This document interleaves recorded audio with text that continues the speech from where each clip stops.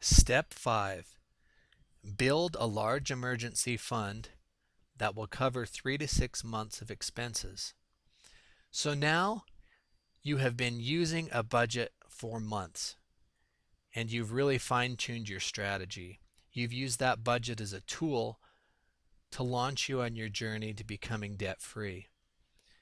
You have paid current your past due bills, and you have saved up about $500 to $1,500 in a small emergency fund to cover life's unexpected events and emergencies.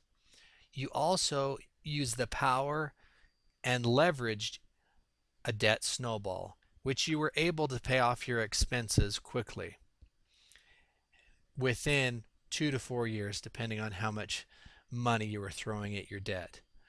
The next step is to use the money from your debt snowball to build up your small emergency fund to the large emergency fund that will cover 3 to 6 months of expenses.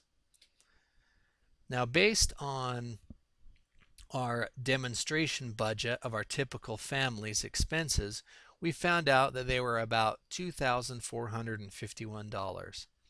This means that the typical family would need to save between $7,000 and $15,000 to cover 3 to 6 months of expenses. In our previous example, after you paid off your consumer debt, and we'll use the example of $100 here, you have $1,120 that you can now use to build up your large emergency fund. Now, instead of applying money toward your debt in your debt snowball, you'll be saving that money and building up your emergency fund.